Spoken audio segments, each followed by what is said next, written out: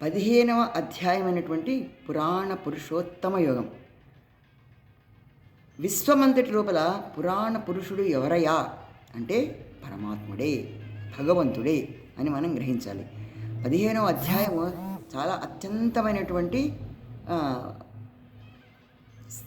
స్థితిని పొందిందని పెద్దలందరూ చెప్తుంటారు. తప్పకుండా భోజనం చేసేటప్పుడు 15వ అధ్యాయం చదవాలని కూడా చెప్తుంటారు.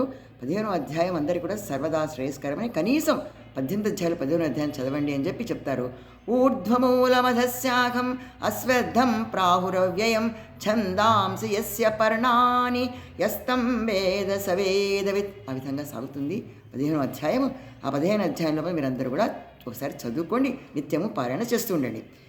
ఈ జగత్తు రచన చేసినటువంటి, జగత్తును సృష్టించినటువంటి పరమాత్మ మనందరినీ కూడా ఒక సంసారము, ఒక జగత్ నాటక రచన నడుస్తుంది ఇక్కడంతా మనకి. ఆయన దృష్టిలో మనంతా కూడా పాత్రధారులమే. మనమంతా కూడా ఇన్ని రకాల జీవులన్నీ కూడా పాత్రధారులై వర్తిస్తున్నాయి. దీనికి అంతటి కూడా మరి మూల్యం ఏంటిది, మూలాధారం ఏమిటి? మూలము ఆధారము కూడా అతనే కదా. మరి అతనే కదా చేశాడు ఇదంతా కూడా, సృష్టి క్రమం అంతా పెట్టినందుకు అటువంటి శ్రేష్టమైనటువంటి పురుషుడు ఎవరయ్యా అంటే పరమ పురుషుడు పరమాత్ముడే, శ్రీకృష్ణ పరమాత్మే అని మనం తెలుసుకుని అనన్యభావంతో అనునిత్యం సర్వదా సదా భజన చేస్తూ ఉండాలి.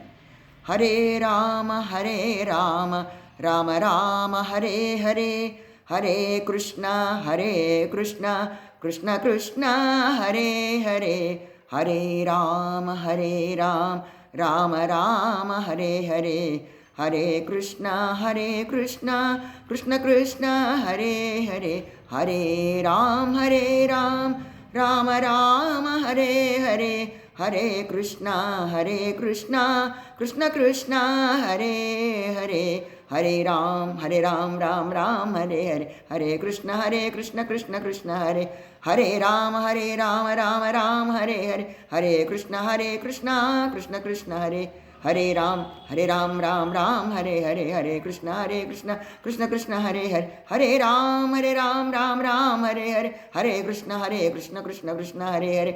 ఇట్లా మనము లోపల భజన చేసుకుంటూ నడుస్తూ మాట్లాడుతూ బాహ్యంలో అన్ని పని చేస్తూనే ఉండాలన్నమాట, చేస్తూ ఉండాలి. మా నాన్నగారు అట్లా చేస్తుండేవాళ్ళు.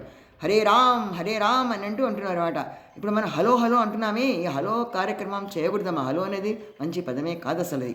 కాబట్టి మీరు ఏమైనా జై శ్రీరామ్ అని పెట్టండి. మీ సెల్ ట్యూన్స్ అన్నీ కూడా జై శ్రీరామనో, జై కృష్ణ భగవాననో, జై రామచంద్రికి జై అనో, లేకపోతే మనకి తెలిసిన మన ఇష్ట దేవతలు ఎవరైనా పెట్టుకోండి, అంతే తప్ప ఈ హలో అన్న పదాన్ని తీసేసేయండి అని చెప్తూ ఈ 15వ అధ్యాయాన్ని మీరందరూ కూడా నిత్యము పారాయణ చేస్తారని, అన్నం తినే ముందుట భోజనం చేసే ముందు ఈ అధ్యాయాన్ని చదువుకుని భోజనం చేస్తే మన లోపల ఉన్నటువంటి వైశ్వానరుడు అనే అగ్ని ఉందే, ఆ లోపల ఉన్న అగ్నిదేవుడు మనని తిన్నదంతా కూడా పచనం చేసి మనకి శక్తిని ఇస్తాడుట. మన శక్తి తిన్నదంతా కూడా జీర్ణమై మన శరీర భాగాలన్నింటికి అందించబడి శక్తిని మనం పొంది, ఆ శక్తి ద్వారా మన యోచన చేసుకుంటూ దైవ భావనలో, దైవ చింతనతో ఆధ్యాత్మిక మార్గంలో, శ్రేయ మార్గంలో మనం పయనించడానికి అనునిత్యం కృషి చేద్దామని అందరూ కూడా మీరు చదువుతారని, దీన్ని పఠిస్తారని ఆశిస్తున్నాను. తప్పకుండా చదివి తీరండి.